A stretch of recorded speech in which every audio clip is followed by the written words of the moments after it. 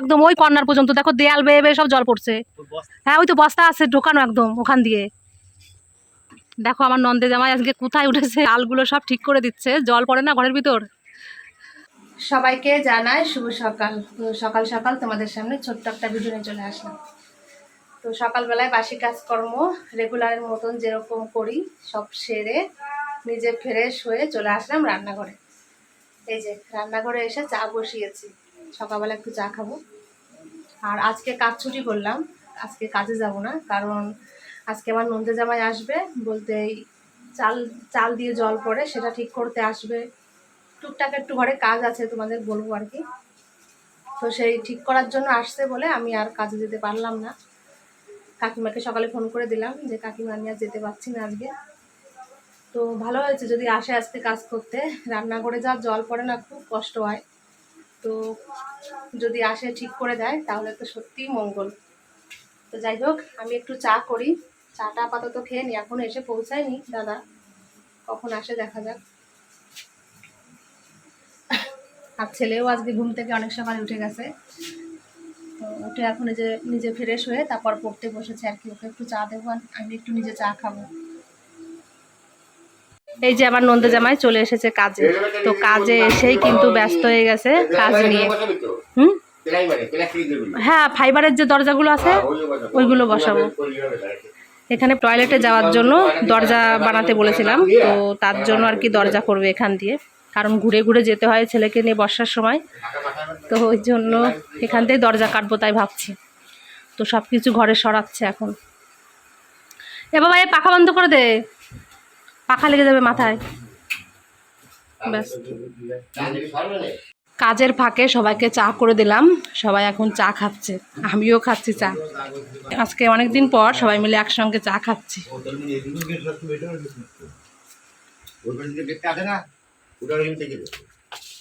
এ নাও জল। ছেলে বাইরে চলে আসছে, এখন বাইরে এসে এখানে যে পড়ছে। চা খেয়ে চলে আসলাম রান্নাঘরে, এখন এই যে রান্না বান্না করছি। তো দাদাদের সকালবেলা টিফিন দেবো খেতে, তাই টিফিন বানাচ্ছি বলতে রুটি আর একটা সবজির তরকারি রান্না করছি সকালবেলায়, মানে দাদাদের খেতে দেবো তার জন্য আর কি। তো যাই হোক এটা রান্না বান্না করি, তারপর দুপুরবেলায় বাবার ভাত রান্না করতে হবে।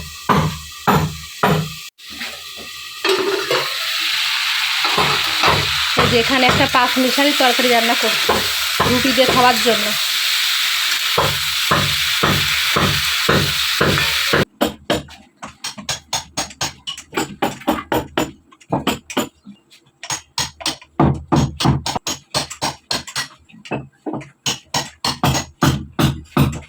এই যে রুটির সঙ্গে তরকারি হয়ে গেছে, দেখো ডাটা দিয়ে আলু দিয়ে মানে অনেক রকম সবজি দিয়ে রান্না করছি। তরকারিটা হয়ে গেছে আর এখানে যে রুটি বানানো হয়ে গেছে, তো এখন সবাইকে দিয়ে দেবো খেতে। রুটি বানিয়ে যে রেখে দিয়েছি, দাদারা একটু পরে খাবে বলছে। আর দুপুরবেলার জন্য কিন্তু রান্নাবান্নার ব্যবস্থা করছি। তো এখানে তোমার এই যে উচ্ছে আলু কাটলাম, এটা ভাজা করব। আর এদিকে যে মুসুরির ডাল বসিয়েছি, মুসুরির ডালটা রান্না করব আর মাছ রান্না করব। দেখি ওই যে কাজ করতে এসছে একটা দাদা, তো তাকে দিয়ে একটু মাছ আনতে পাঠালাম, তো মাছ নিয়ে আসলে তারপর মাছ রান্না করব। তো এই রান্না বান্না হবে আর কি। আর এদিকে তোমাদের দেখায় যে কতটা কাজ কি করল।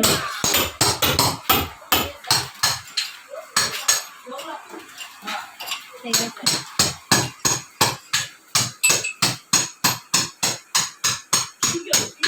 তাদের জন্য খাবার বেড়েছি, এখন সবাইকে দিয়ে দেবো খেতে। এটা হচ্ছে সকালের টিফিন, রুটি আর পাঁচ মিশালি একটা সবজি রান্না করেছি। আর আমার সোনা এই যে দেখো সবাই বাইরে বসে খাচ্ছে আর আমার সোনা এখানে বসে খাচ্ছে। সয়াবিন দিলে ভালো লাগতো, তাই ভালো হয়েছে তরকারি খেতে, খাও।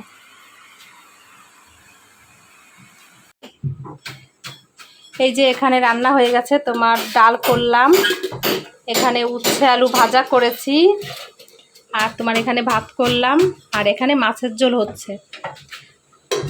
ওই দাদাটা মাছ এনে দিয়েছিল, তাই এই যে রুই মাছের ঝোল করছি আলু দিয়ে।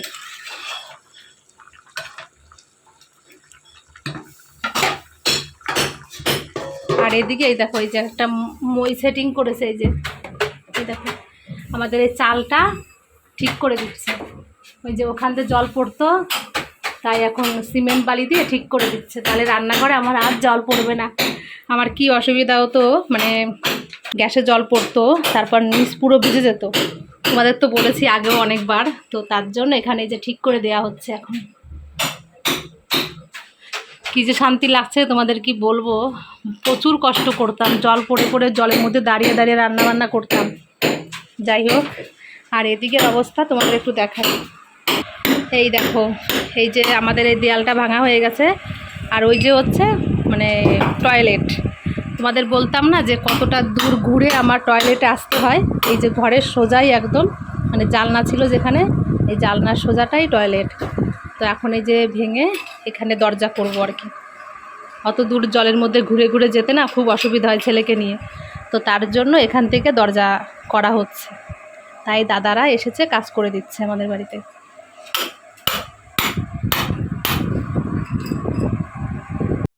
তো সত্যি তাই, অনেক দিন পর আজকে একটু শান্তি পাচ্ছি।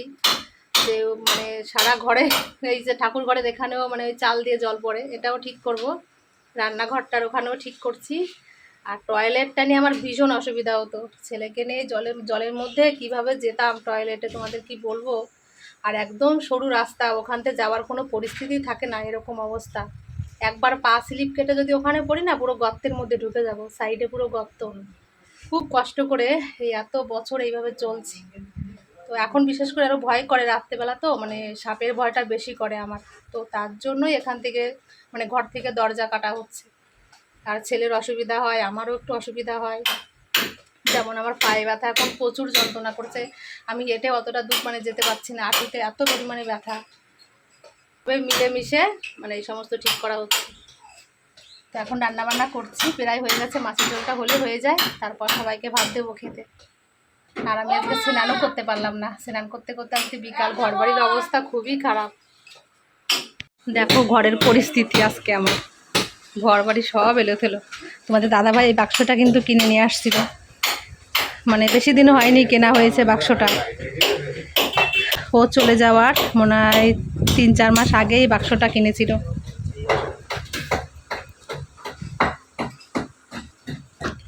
এই দেখো আমার সেলাই মেশিন, এই যে আমি আগে সেলাই মেশিনের কাজ করতাম তোমার, তারপরে যে পায়াগুলো সব ভেঙে যে এখন আর কিছু করতে পারি না আর কি, মেশিন ঠিক করতে হবে। এই যে হচ্ছে আমার সেলাই মেশিন। এখানে আমি এই সেলাই মেশিনে আমি 4-5 ডজন করেও সায়া সেলাই করতাম, ব্লাউজ সেলাই করতাম। লোকের বাড়ি কাজ করে এসে তারপরে সেলাই মেশিনের কাজ করতাম। জীবনে কষ্ট কম করলাম না, প্রচুর কষ্ট করলাম একটু সংসার করার জন্য, কিন্তু লাস্ট পজিশনে সংসার আর হলো না। সংসার থেকে পুরো মেন মানুষটাকেই কেড়ে নিয়ে চলে গেল। প্রচুর যুদ্ধ করলাম এই সংসারটাকে রক্ষা করার জন্য, সত্যিই তাই, শুধু মনে পড়ে আর কি। তো মেশিনটার অবস্থা খুবই খারাপ, মানে প্লাইবোর্ড পুরো নষ্ট হয়ে গেছে না, পুরো ওই ইয়েটাই নষ্ট হয়ে গেছে, টেবিলটাই নষ্ট হয়ে গেছে। মেশিনটা ভালো আছে আমার, দেখে রেখেছি। যে এটা ডবল মেশিন।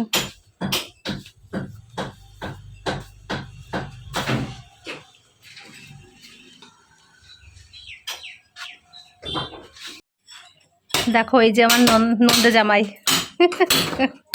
নন্দে জামাই কিন্তু কাজ করছে।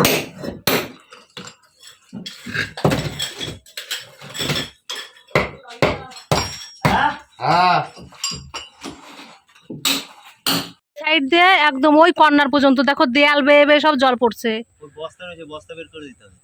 হ্যাঁ ওই তো বস্তা আছে ঢোকানো একদম ওখান দিয়ে। দেখো আমার নন্দে জামাই আজকে কোথায় উঠেছে চালগুলো সব ঠিক করে দিচ্ছে, জল পড়ে না ঘরের ভিতর। দেখো সাবধানে কাজ করো, পড়ে না যাও।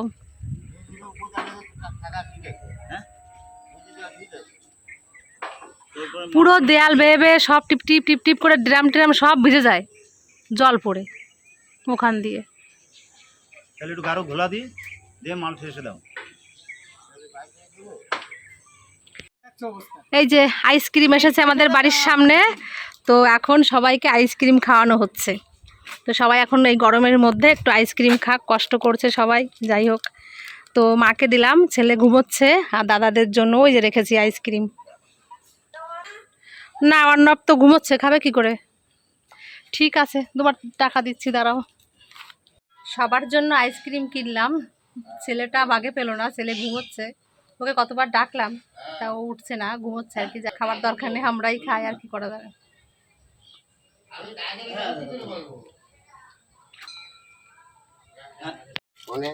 ওইটা আমার এটিএম আসছে তাই ফোন ওটা ওরকম করে দিচ্ছি কিন্তু জিনিসটা ভালো হবে।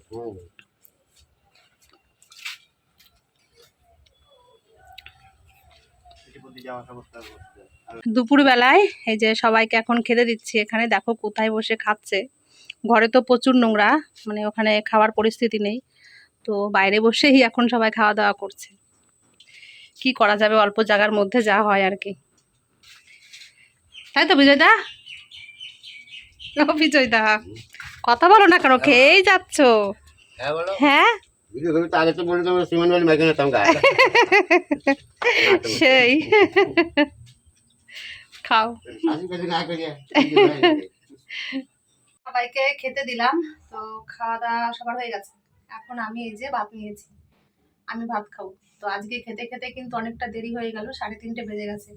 রান্না হয়ে গেছে অনেক আগে, কিন্তু দাদাদের একটু দেরি হচ্ছিল খেতে আর কি, তো ওয়েট করেছিলাম দাদারা খাবে তারপর খাওয়া দাওয়া করবো। যাই হোক, সবার খাওয়া দাওয়া হয়ে গেছে, ছেলেও খেয়ে নিয়েছে। এখন আমি বসলাম খেতে, খাওয়া দাওয়া করে তারপর স্নান করবো। রান্নাঘরে অনেক কাজ আছে, কারণ এখানে আজকে জল ফেলা যাবে না, নিচে পাইপ আছে, একটা পাইপের এখানে সেটিং করেছে তোমার বালি সিমেন্ট দিয়ে, তো সেই জন্য এখন আর মানে জল পাস হওয়ার জন্য, তো সেই জন্য এখানে জল ফেলা যাবে না, বাইরে বসেই আমাকে বাসন সব মাজতে হবে। তো ওই জন্য রান্নাঘরে আজকে অনেক কাজ আছে। যাই হোক, খাওয়া দাওয়া করে নি এখন, তারপর তোমাদের সঙ্গে পরে আবার কথা বলবো।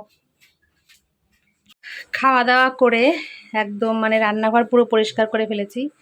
বাসন বাইরের থেকে মেজে নিয়ে আসছিলাম, কারণ এইখানে ঘরের ভিতর যে কলটা আছে, এখানে বসে বাসন মাজা যাবে না, তো সেই জন্য আর এখানে বসে বাসন মাজলাম না, বাইরের থেকে মেজে নিয়ে আসলাম। তো রান্নাঘরটা পরিষ্কার হলো, কিন্তু বাইরেটা অনেকটা নোংরা আছে, এখনও দাদারা কাজ করছে, তো সেজন্য আর ঘরটা পরিষ্কার করতে পারলাম না। আর এদিকে রান্নাঘরটা পরিষ্কার করেই স্নানটা করে আসলাম, কারণ মাথা যন্ত্রণা করছে, সারাদিন স্নান করিনি, ওই কারণে তাড়াতাড়ি স্নান করে আসলাম। তো দাদাদের কাজ হয়ে গেলে তারপর ঘরটা যাই হোক একটু হালকা পাতলা ঝেড়ে মুছে নেব, কারণ কালকে আবার কাজ করতে আসবে, একদিনে কাজ শেষ হবে না, তো ওই জন্য কোনো রকম একটু করবো কাজ। এই দেখো দাদারা আজকে এতটা কাজ করলো আর কি। এই তোমার এখানে যে মানে দুটো দেয়াল ভেঙেছে, ভেঙে এই যে চারিপাশ দিয়ে গাঁথনি করেছে। কালকে লোহার দরজা আসবে, তো কালকে আর কাজ হবে না, কালকে শুধু দরজাটা লাগিয়ে দেবে। পরশুদিন যে আবারও এখানে মানে প্লাস্টার করবে দরজা লাগানোর পর।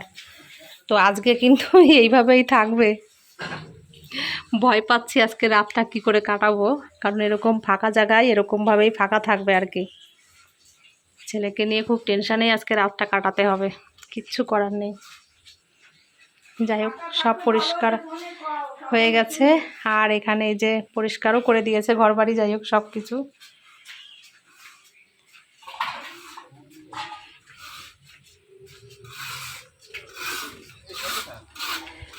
কাজ আজকের মতন সমাপ্ত, সব কিছু গুছিয়ে রেখে দিচ্ছে আর কি।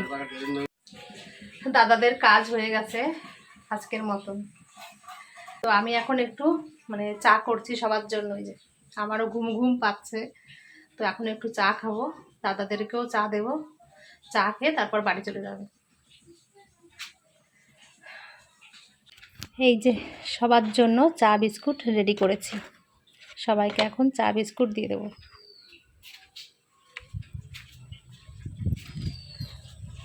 এই নাও, আসো।